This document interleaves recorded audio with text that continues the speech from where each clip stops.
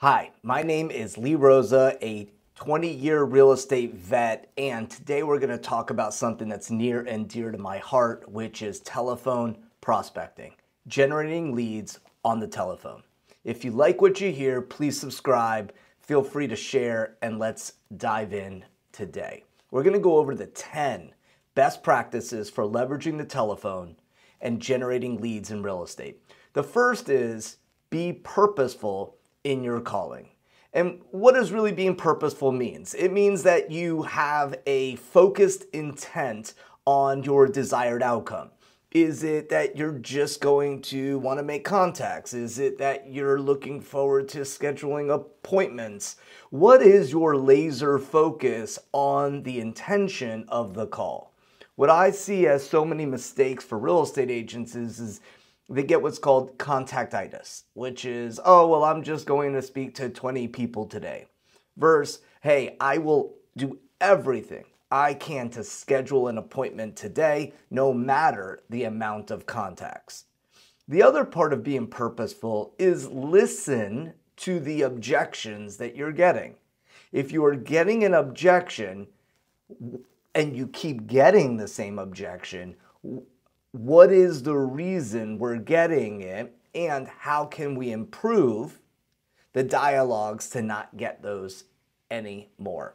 The second part of focused intent calling would be to avoid multitasking. Gary Keller shares that multitasking is a myth in The One Thing. So trying to check your email and trying to be on instant messenger and avoid multitasking at all risk. Create a bunker where there's very little distraction and get laser focused. An interesting story, just a couple weeks ago, I was in Detroit for an event called Prospecting Live, where 75 agents from all over the country came into Detroit, and for a day and a half, we're on the phones generating leads, calling all variety of leads, whether it's internet leads or for sale by owners or expireds. And this one agent who averaged 20 contacts a day broke 40 in just a few more hours because he wasn't distracted. He simply was laser focused. He was in an environment that was conducive to him generating leads. So, two things on purposeful calling. One, focus and intent. Two, avoid multitasking. The next way to improve or increase your level of telephone prospecting is to have a multi-dimensional approach. Phone, text, email. See, what if 5 to 6 contacts an hour were via phone? What if 2 of those contacts were from text message replies? And 1 contact per hour was an email response. You see, in the old days, 10 contacts, 12 contacts an hour was easy on the phone. In today's world, many folks want to text. So we must meet the market where it is, meet the clients where they are, and get multi-dimensional to improve our ability to convert prospect via the phone. Number 3, which might be one of the most important, which is dialogue and script mastery. See, scripts are simply a path. It's a way to know what your North Star is in efficiency. So once you study dialogues, it is extremely difficult to not sound like a robot or to sound really uncomfortable. It's just the way it is. And so I would say the first step in embracing dialogues, scripts, is simply give in that you're not going to sound very good at the beginning. Once you memorize, which takes repetition, over and over and over, you will memorize the script, which means you'll say this, and then you'll say this, and then you'll say this. Once you have it memorized, the next evolution is internalization, which simply means that you can go from this question to this question to this question and staying in a flow using the dialogues as a framework to moving the client down the conveyor belt to decide if their motivation match your definition of a lead. So let's go over that real quick. That their motivation matches your definition of a lead. So again, the value of a script is simply a framework so that you can hold a conversation, build rapport easily, and decide whether or not their motivation matches your definition of a lead. Understanding this principle removes all the pressure. You see, we use the telephone in real estate to find the client who's looking for us. We're not going to convince anyone to do anything. That's a pro tip. You're not going to convince anybody. You're simply leveraging the telephone to be proactive, using dialogues to be efficient so that you can find the right client who's looking for you because they're in a situation that needs your help. All right. Number 4, using the dialers and technology for efficiency. In a TCPA compliant manner, we use dialers to cut the dial time down so that we can have more dials per hour, which just because of math allows us to speak to more people.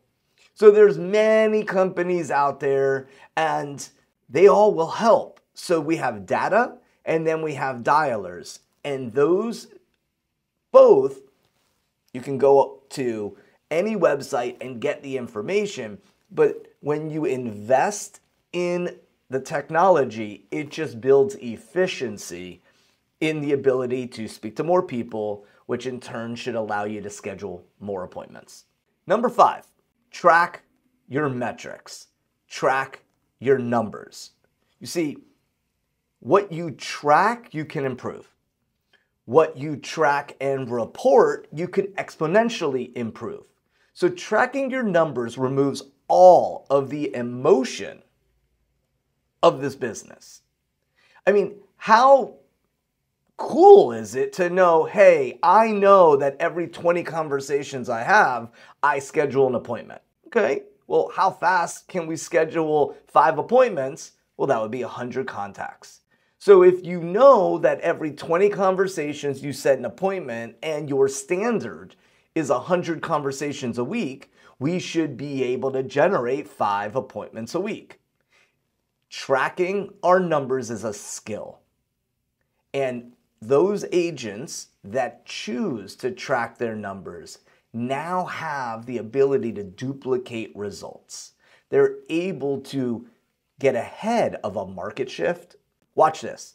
If for 5 years in a row, we're able to schedule an appointment for every 20 contacts, if for 5 years in a row, every listing we take, we sell, and then all of a sudden, over a month or two, we go from 20 to 27 or 28 contacts to an appointment, and all of a sudden, it's 3-to-1 listings taken to listings sold.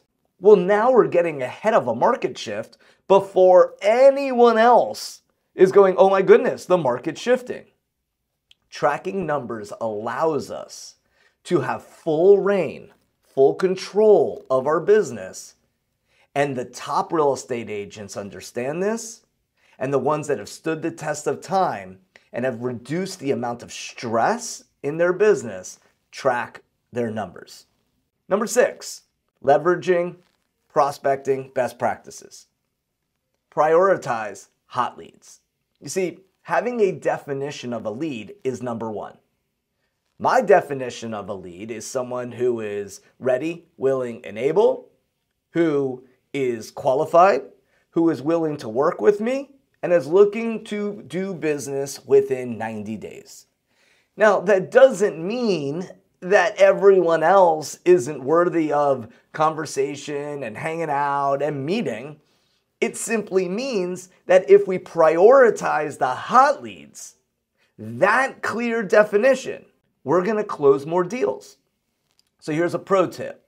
The shorter the time frame, from 90 to 60 to 30 to 14, the shorter the time frame of what we deem as a hot lead, the more transactions you will do. Now, why? Well, if you make a standard of, I will not have less than 10 hot leads at any time, and your definition of a hot lead is someone looking to do business in the next 30 days, well, that means at all times you have 10 people who will close in the next 30 days, putting you at 120 possible closings. 10% fallout, we're still over 100 closings, which is 8 closings a month. When you prioritize your hot leads, you simply have the ability to duplicate results and stay in control, and it makes your prospecting efforts laser focused, your dialogues on point, and asking the right questions to determine whether or not they fit your definition of a lead. All right, next, the secret: practice and role play. See, practice and role play simply is not practicing on clients. Practice and role play is knowing exactly what to say before you say it. I mean, Phil M. Jones says, the worst time to think about what to say is when you're about to say it. And the best way to know exactly what to say is to practice, rehearse, role play, and repetition over and over and over. One of the key mistakes that I see new agents make is that they try to wing role play. In other words, they practice the script for a month or two, and then they're like, all right, I'm gonna just do this off the top of my head. I recommend that you just read it for weeks and months and even the first couple years. Have it in front of you. Simply read the dialogues like a baseball player at the beginning of a game does batting practice. You see, the pitcher, even in the major leagues, isn't throwing a knuckleball at him in batting practice.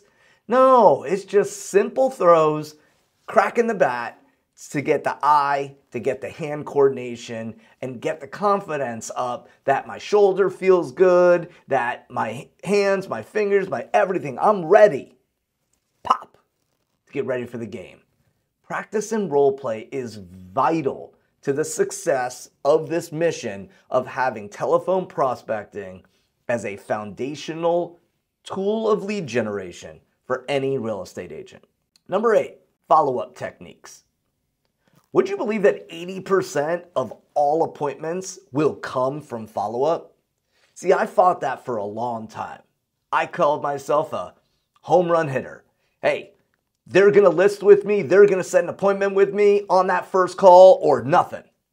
And then I learned, well, hold on. What if I just learn what their motivation is? What if I build rapport? What if they're not ready, but I have a system for following up? What if I had a ritual that every day at a certain time, I will do my follow-up? The CRM, whichever you choose, is your best friend. The power of a client relationship management system, or a CRM, is simply so that you can be on when you're on and be off when you're off. If you're not going to work the weekend, shut off on Friday, come into the office on Monday morning, have your CRM pop up and remind you exactly who you're supposed to call. Lead follow-up is one of the most important pieces of successful telephone prospecting because we're not all home run hitters. Follow up, follow up, follow up, follow up. Number 9, set appointments early and often. See, closing for an appointment is simply a natural progression of the conversation. And yet, if the opportunity is there to ask for the appointment, you take it. We don't have to go through the entire dialogue for them to say, well, yeah, that totally makes sense. So if the primary goal of a call is to set an appointment, the secondary goal of a call is to build rapport and learn motivation for follow-up. Let's look at scheduling an appointment or asking for the order, or simply, hey, if we met today at 2 or at 4, which would be better? Simply asking for the order is one of the skills and one of the key principles to successful telephone prospecting. Practicing closing techniques is part of role play. It's part of the development of a professional real estate agent in leveraging the telephone. Number 10, following a schedule, sticking to a routine. If it's not on your schedule, it doesn't exist. When the top real estate agents look at telephone prospecting as a non-negotiable, it is 100% the number one thing that they look at as their role as a real estate agent. So what does that mean? As a professional real estate agent, we have two jobs or two hats. One is to generate leads, and the second is to service them.